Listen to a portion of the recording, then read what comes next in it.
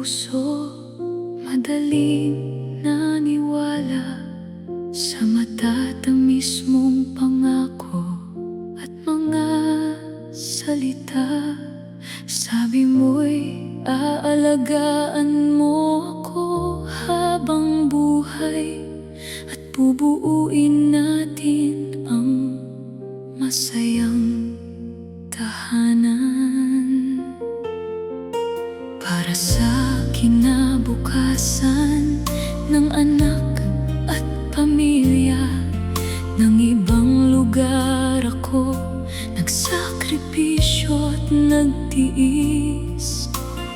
Araw-gabi akong lumaban sa buhay, umaasang may tahanang babalikan balang araw. Ngunit ang lahat pala'y kasinungalingan. Puso ko'y unti-unting iyong sinugatan habang ako'y nagdurusa sa malayong bayan. Ikaw na may iba ang pinagkakaabalahan. Ako ang naiwan na lumaban mag-isa. Tatlo kong anak ang naging lakas ko sa bawat luha. Habang sa Zamboanga kami nagsisikap mabuhay, ikaw na may naglilibang tuwing araw ng pahinga.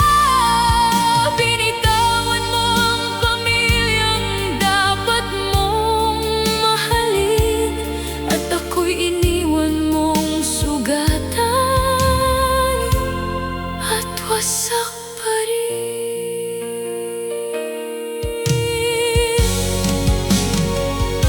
Tinawag akong kung ano-ano, siniraan ang pangalan, niloko at paulit-ulit na pinaglaruan.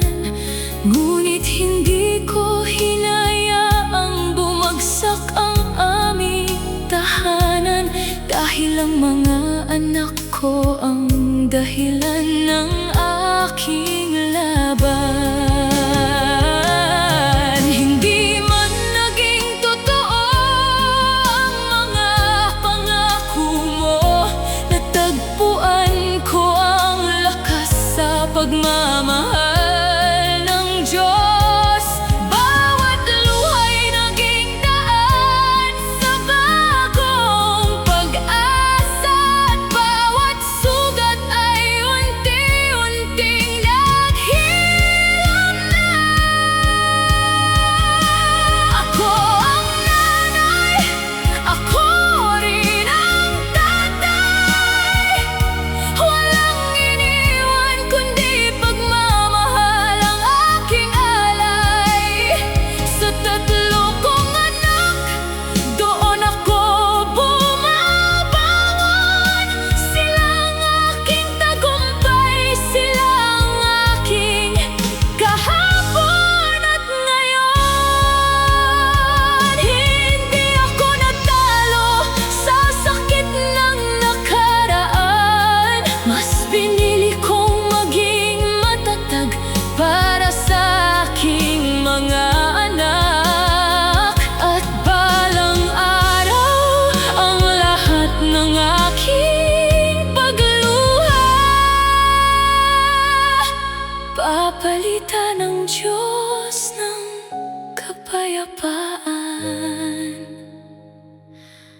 at ligaya.